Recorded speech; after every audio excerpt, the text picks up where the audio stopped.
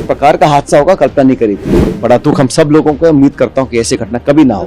Total हमारे पास अभी 13 death reported हैं और एक डेथ जो डेड बॉडी है वो जयपुर अस्पताल में हुई थी। इस हिसाब से 14। जयपुर अजमेर हाईवे पर सीएनजी गैस टैंकर के हादसे को हुए 30 घंटे से ज्यादा का वक्त हो चुका है, लेकिन धड़कन और मन अभी भी सामान्य नहीं हुए हैं। आंकड़ा घंटों के हिसाब से बढ़ रहा है। अब तक 14 लोगों की मौत हो गई है। ये सिस्टम की नाकामी और लापरवाह लोग कैसे इस पूरी प्रक्रिया में धन कमा रहे हैं, उन पर भी इशारा करता है। आप देख रहे हैं राजस्थान चौक, मैं हूं अंकित तिवारी।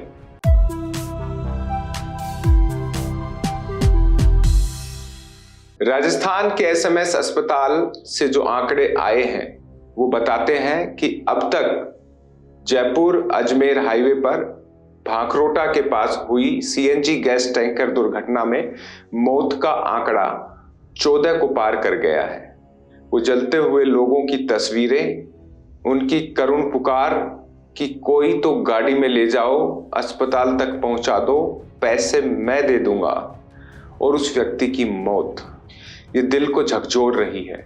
संभवतः उस सुस्त सिस्टम को भी झकझोर रही होगी जो तेज जगाने पर ही जागता है। ये तेज जगाने का सिस्टम मुझे एक वरिष्ठ संगठन के नेता ने बताया था कि सरकारें अक्सर गहरी नींद में होती हैं, उन्हें जगाने के लिए जोर से झंझोड़ना पड़ता है। लेकिन क्या ये जोर 14 लोगों की मौत है? सचिन पायलट भी एसएमएस अस्पताल आज पहुंचे हैं। उन्होंने घायलों से मुलाकात कर उनका हालचाल जाना है, पीड़ित परिवारों का दुख दर्द बांटा है। राजनेता राजनीति के लिए या कहें मानवता के लिए अक्सर ऐसी घटनाओं के बाद अस्पताल परिसर में या शोक संतप्त परिवारों के बीच में उनके घर पर दुख जताने पहुंचते हैं। लेकिन ये पीड़ा जो सिस्टम देता है उसे दूर करने के लिए कितने सजग होते हैं। प्रधानमंत्री नरेंद्र मोदी, इस विभाग के केंद्रीय स्तर पर जिम्मेदार नितिन गडकरी, और जिस टैंकर से हादसा हुआ वो petroleum company, CM Bhajanlal Sharma, इनके तमाम मंत्री, विपक्ष के नेता सब गहरे दुख में हैं और कह रहे हैं कि ये हादसा बेहद दुखदाई है और कारणों की जांच संबंधित लोग करें।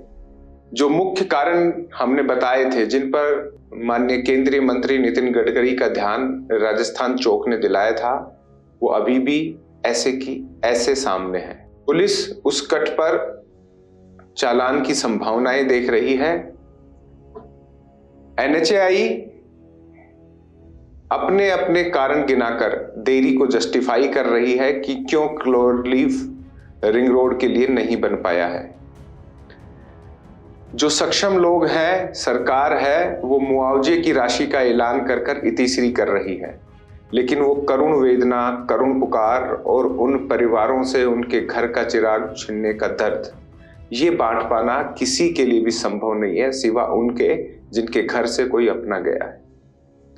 उनको कौन पहचान पाएगा जिनकी लाश की शिनाख्त तक नहीं हो पा रही है। अस्पताल प्रबंधन का कहना है कि डीएनए टेस्ट होना है। एक बार आपको बताते हैं कि आज अस्पताल के अधीक्षक डॉक्टर सुशील भाटी ने क्या कहा है। देखिए, कल से अब तक कुल अपने पास जो कल शुरू में जब हुई थी तो 5 जो बिल्कुल बुरी तरह से जल चुकी थी ऐसी डेड बॉडीज अपने रिसीव करी। 5 वो पेशेंट हैं। उसके अलावा जो सीरियस पेशेंट थे उनमें से 8 की डेथ आज सुबह 5 बजे तक हो गई थी।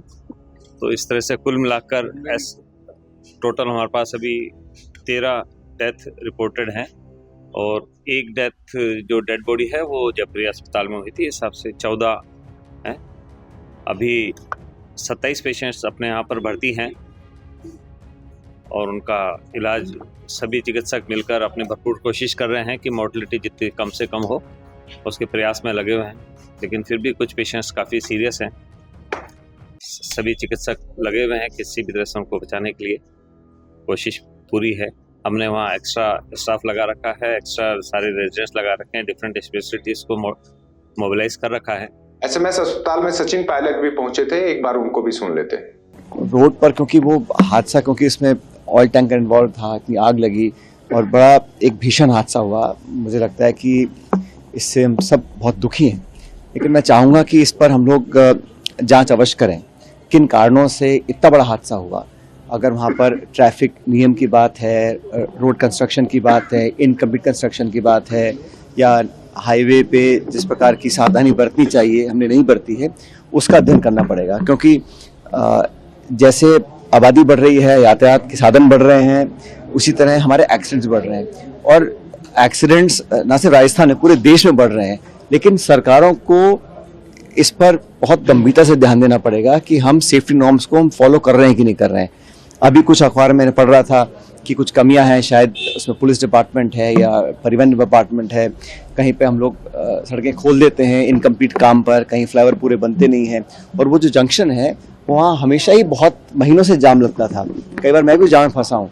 लेकिन इस प्रकार का हादसा होगा कल्पना नहीं करी थी। इसलिए आने वाले समय में अगर हमें ऐसी घटनाओं से बचना है तो बहुत सावधानी बरतनी पड़ेगी, न सिर्फ सरकार को, लेकिन जो लोग भी हैं, हम लोग भी जो सड़कों पे चलते हैं, थोड़ी सावधानी से काम करें। क्योंकि जिस प्रकार आग लगी है, लोगों की मौत, मैं देखकर बड़ा मन खराब हुआ। क्योंकि 70% 80% बर्न्स लोगों को हैं जो अभी आईसीयू भर्ती हैं और बहुतों की मौत हुई है। मैं बड़ा दुख हम सब लोगों को, उम्मीद करता हूं कि ऐसी घटना कभी ना हो। सुना, कारणों की जांच के लिए भांकरोटा पुलिस थाने ने एफआईआर दर्ज कर ली है। एसआईटी गठित कर जांच की मांग है। केंद्र की जो दुर्घटनाओं पर निगरानी रखने वाली एजेंसी है, उसने भी मुख्य सचिव से जवाब मांगा है कि क्या घटनाक्रम रहा, किसकी गलती रही, वो बताया जाए। गलतियां तलाश भी ली जाएंगी तो क्या असल दोषी तक पहुंचा जाएगा?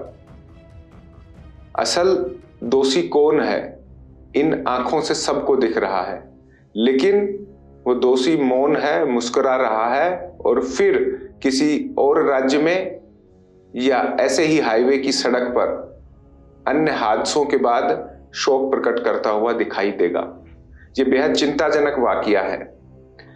लोग दहशत में अभी भी हैं, आसपास वाले। वो कह रहे हैं कि यह हादसा अगर चंद किलोमीटर आगे शहर की सीमा में हो जाता तो उसकी भयावहता कैसी होती। हादसा होता है, उसे सबक की तरह लेना जरूरी है। उम्मीद है सबक इस सिस्टम से जुड़े तमाम लोग लेंगे। हम नेताओं की रील्स देखते हैं जिनमें बढ़ते हुए भारत, विकसित भारत और हाईवे के बुनते हुए जाल दिखाए जा रहे हैं।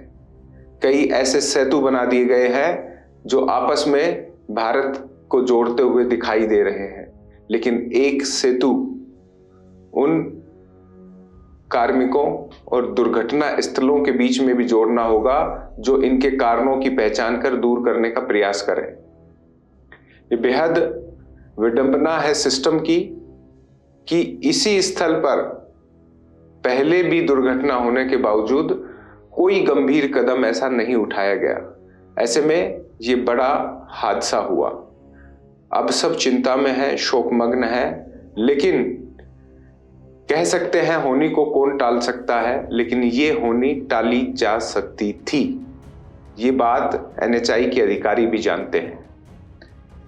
अब संभवतः जगेंगे और क्लोरलीफ बनाने के साथ साथ शहर की बढ़ रही सीमाओं से ट्रकों को बाहर से ही आवाजाही करने के लिए शेष रिंग रोड का निर्माण भी गति पकड़ेगा। नेता चुनावी भाषणों में जरूर कह देते हैं कि हम ये घोषणा करके जा रहे हैं, काम करेंगे, लेकिन काम जब होता हुआ दिखाई देगा तो असरदार होगा। यह आंकड़ा केवल 14 तक नहीं थमा है। 27 लोग अभी भी अस्पताल में जिंदगी और मौत के बीच जूझ रहे हैं। 7 लोग वेंटिलेटर पर हैं जिनकी जान बचेगी या नहीं ये कहा नहीं जा सकता। सिर्फ दुआओं का सहारा है और दवा का। दवा सरकार दे रही है, दुआ प्रत्येक राजस्थानी और देशवासी कर रहा है कि वो बचे, उनके परिवारों का चिराग रोशन रहे। अब कोशिश यही होनी चाहिए कि ऐसी दुर्घटनाएं जो सिस्टम की नाकामी से हैं वो आगे ना हो। ये पूरा सेगमेंट किसी व्यक्ति, संस्था या सेगमेंट किसी भी ऐसी संस्था को दोष देने के लिए नहीं है जो इसमें कारक है। ये उनके मन के समझने की बात है।